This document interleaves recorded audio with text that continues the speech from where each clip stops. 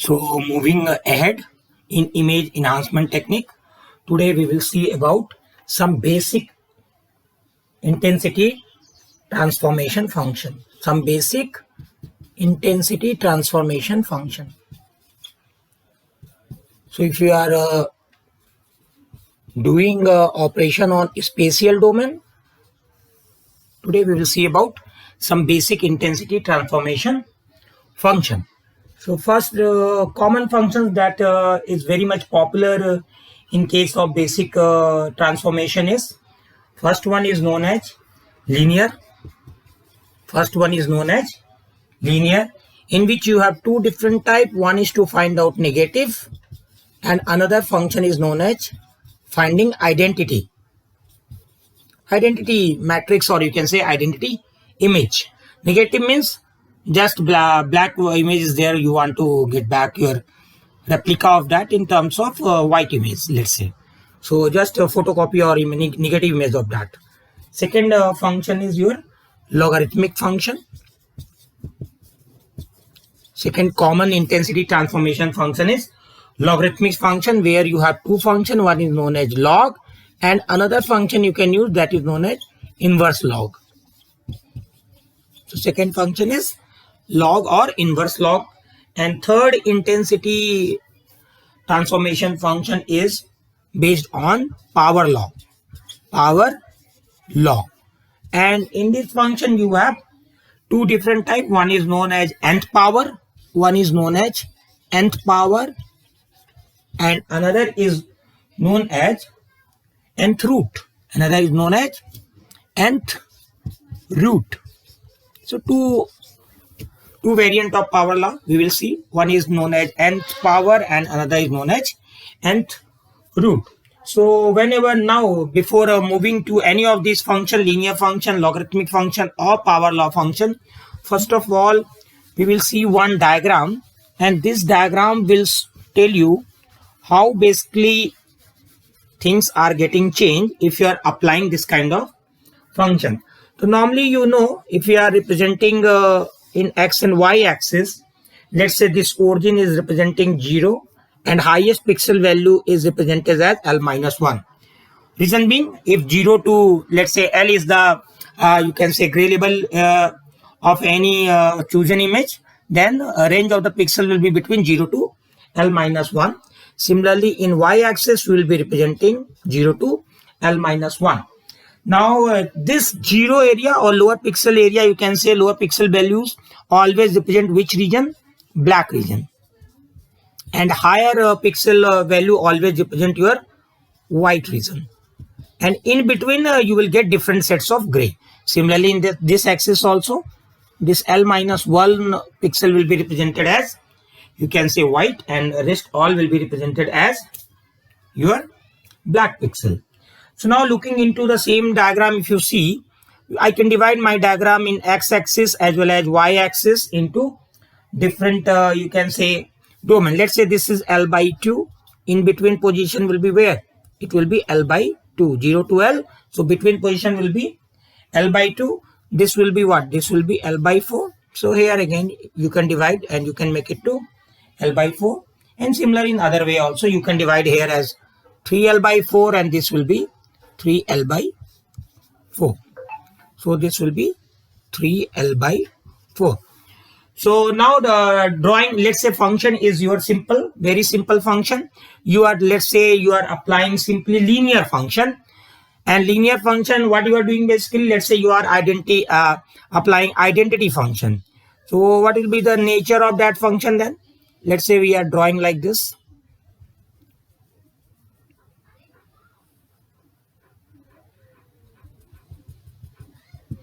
So if this x-axis is representing your what?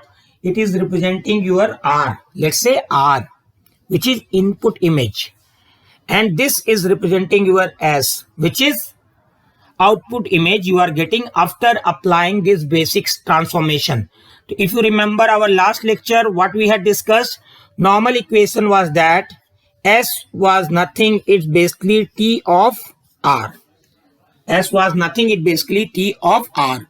What is R there? R is nothing, it's a value of pixel before image gets processed. So R will be representing all sets of pixels in the range of 0 to L minus 1, which we are going to process. Process for what? For making some kind of intensity transformation in that image.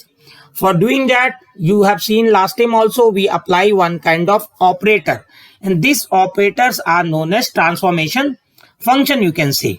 And applying this operator, you are getting your resultant pixels value or value of pixel after processing. So this axis will be representing what?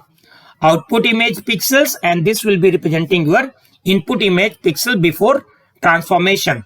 Now let's say we have applied one transformation, and first function was identity. What is the meaning of identity function? Whatever the value of R you have in your input image, you will be getting similar value in S. So let's say I am here in this position, then if you see, identity function will also give the same thing. So identity means you are getting same kind of output image as that of your what? As that of your input image. Now we will see the negative, image negative. Rather than taking identity, how to use image negative. Image negative means now you are not using identity. Means you want an image which should be opposite of your original image. Meaning is what? Meaning is what? Whatever is the pixel represented value in simple R, that will be reversed in a range of 0 to L minus 1 in negative image. So negative image, if you want to draw, its diagram will be like this, opposite. So let's say its equation will be mathematically, if you see, so what will be the equation of getting a intensity value in a range of 0 to L minus 1 for a negative image? It will be nothing. It will be very simple.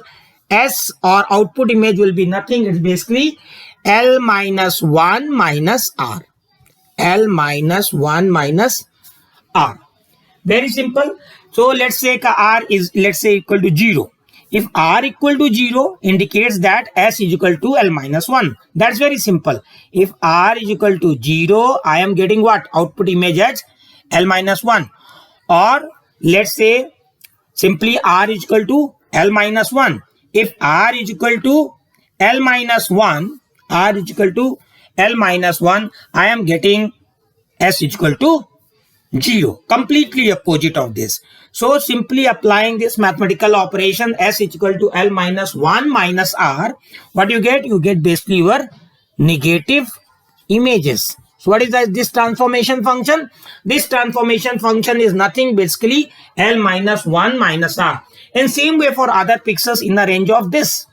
Clear? So if you are applying in any in between, you are simply subtracting that range of input value or that particular pixel value in input image by its highest range in that given image, L minus 1 minus R. Very simple. Second was example of negative. So this is the example of transformation function which will produce you what? An intensity of output image which will be negative of input image. So completely black pixel will become white and white will become black. Now third intensity function we will see right now is known as log transformation. What is that function? That function is known as log transformation. So log transformation, as I have told you in the beginning, there are two variants. One is known as normal log and second function is known as inverse log. So simple transformation function is nothing. It's basically S is equal to C into log of 1 plus R. C into log of 1 plus R. C into log of 1 plus R.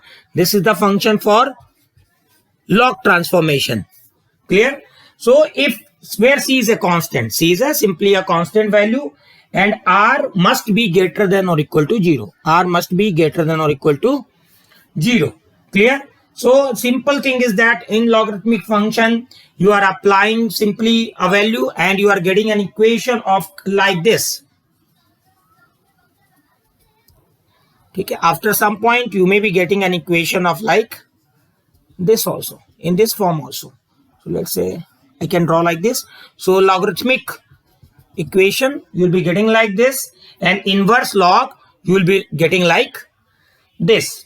Reason being, simply you are applying this and applying to, let's say, for making some kind of changes in the intensity value of output pixel. You can also use this kind of logarithmic function. Two variant, either you can use log transform, or in simple term you can use inverse log transform.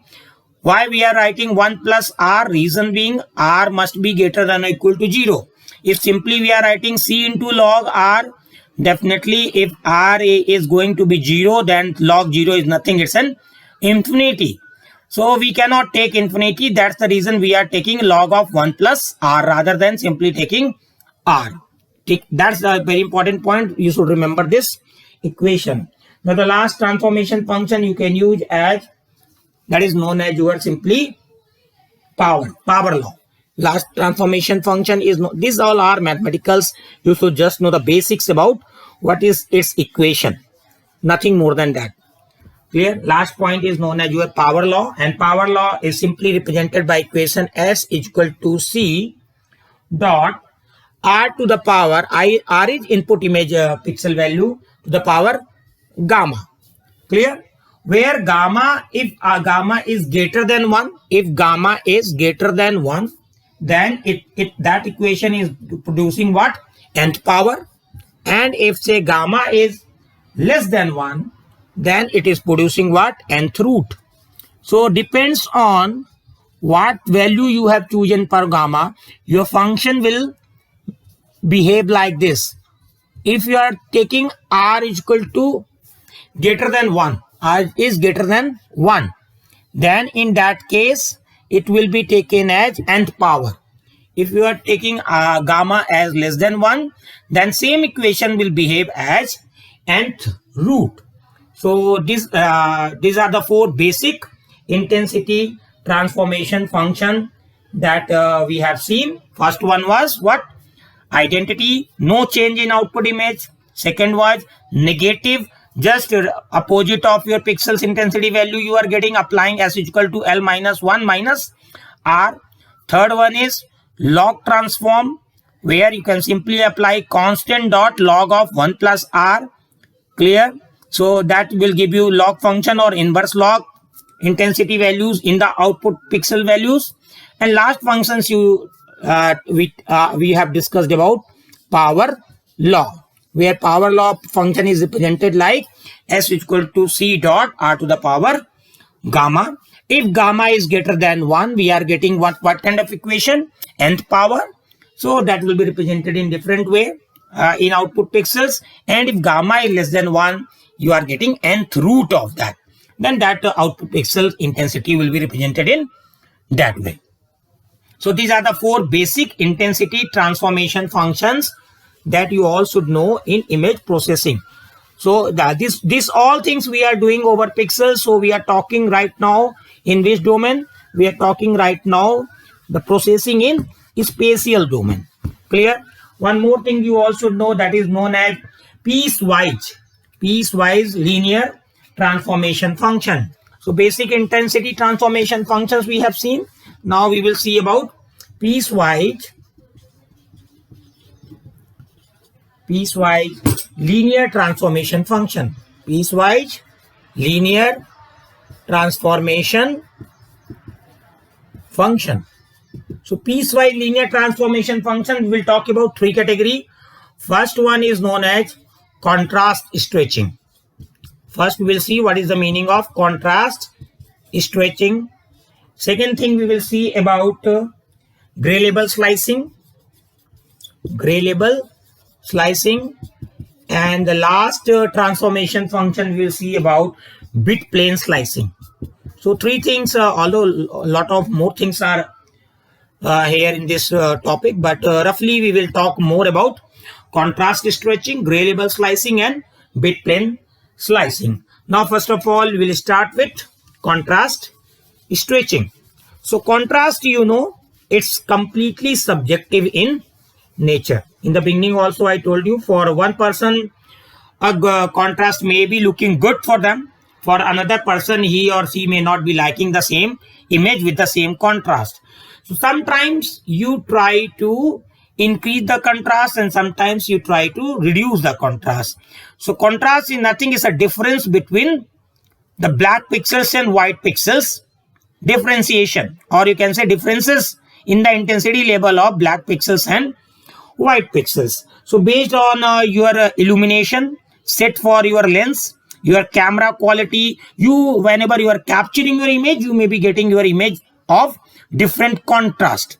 So based on your need, you may have to increase the contrast of image for better visibility, or sometimes you want to reduce the contrast also. So depends on your need. Your functions can be applying piecewise linear transformation function may be applying to increase the contrast or decrease the contrast. Now before making increase the contrast simply indicates making darker portion darker. If we are increasing the contrast, simply indicates what? We are increasing the contrast, simply indicates we are making darker portion darker. And if we are reducing the contrast, simply we are doing what? We are simply making brighter portion brighter. Two things are there. Simply two things are there. So before we move for contrast stretching function, let's again draw one diagram. That is the same way we will draw 0 to L minus 1 in this side input image, 0 to L minus 1 on output pixel. This is representing simply S is representing output pixels gray label, and this axis is representing input pixel gray label. This is input pixel gray label. Similarly, this is showing R and this is showing, let's say, S. Two things are there. Similarly, if you see, there are three kind of linear transformation is there. Piecewise linear transformation means there are more than one linear transformation functions you are applying, let's say. So let's say one piece is like this, another piece is like this, and third piece is like this. And this point, this particular point is, let's say, representing R1 comma S1. Similarly, this point, let's say, representing R2 comma S2. And this you are getting at the end, let's say, after contrast is stressed. So first portion, second portion, and then this is third portion. So simply if you see, our gray label is in the range of 0 to L minus 1. Now there are three conditions. Piecewise means there are three conditions, let's say, we are solving. First condition is that R1 is, let's say, you are getting as S1, and at the same time R2 is equal to S2. R1 is equal to S1 and R2 is also equal to S2. Then that kind of, this area is simply showing you there is no change at all. So this kind of function is known as linear transformation. So linear transformations you are getting when R1 is equal to S1 and R2 is equal to S2. Clear? Now let's say second condition, when R1 is equal to, I'm rubbing it again. Now let's the second condition. First condition, R1 is equal to S1 and R2 is equal to S2. You got the same value. Then you are simply applying linear transformation. No major changes in the contrast of your output image. If you are getting the same value of R1 is equal to S1 and R2 is equal to S2. Now let's say you have done like this. R1 is equal to R2.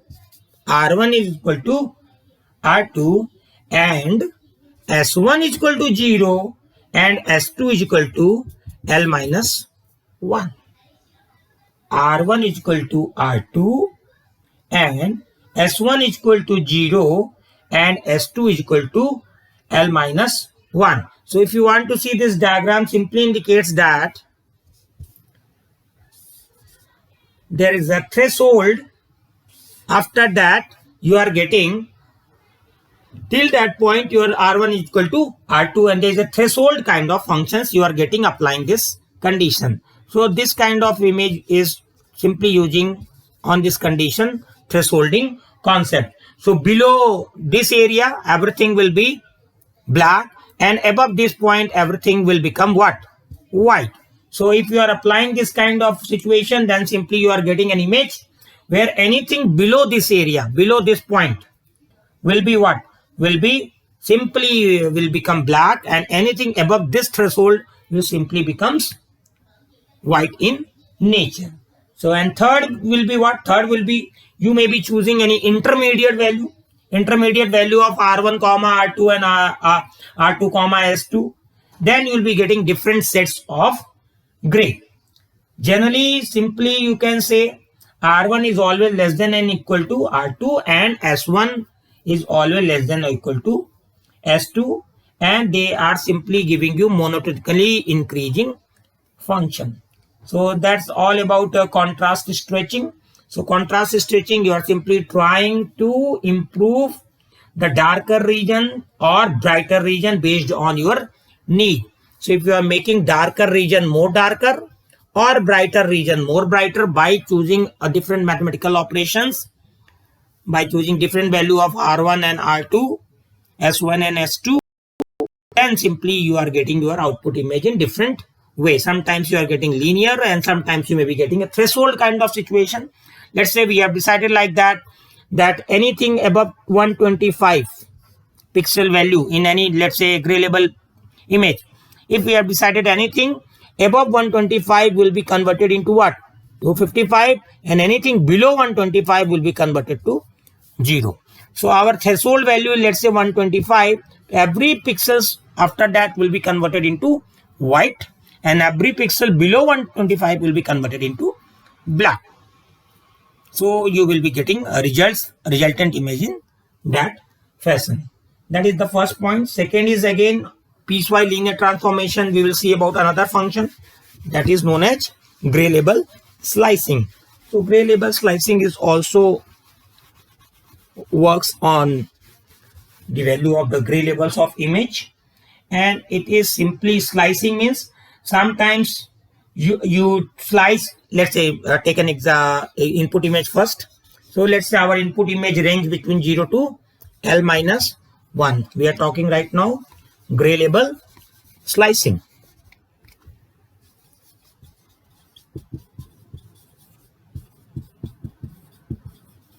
Input is in the range of 0 to L minus 1 and output in a range of 0 to L minus 1. This is R and this is our output image pixel value, that is S. Fine. So let's say you are gray label. You are slicing a particular gray label only. So let's say we are choosing a particular gray label. Let's say this is A and B. Rest all pixels in the input image will not be affected. So if you are applying a gray label slicing here, meaning is what? On a particular point, gray label pixels A and B, everything in output image, let's say everything is till then there is no change. Every point is same, but after you are reaching to this, let's say this pixel value, you are making a complete change in what? You are making a complete change in your output image S. Changing intensity of output image as higher, you are making to the higher side, and after again you reach to a point B, for all those pixels you are again making it to normal. So if you get this kind of diagram, let's say, so this is known as gray label slicing. This is known as gray label slicing. You are slicing a particular range of gray label, but here what you are doing, everything below A or above B, you are not making any kind of change in your output image.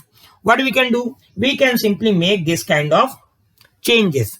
What we can change, we only want to make changes, let's say also in what? Also in your output image. So if it is increasing, let's say slightly it is also increasing.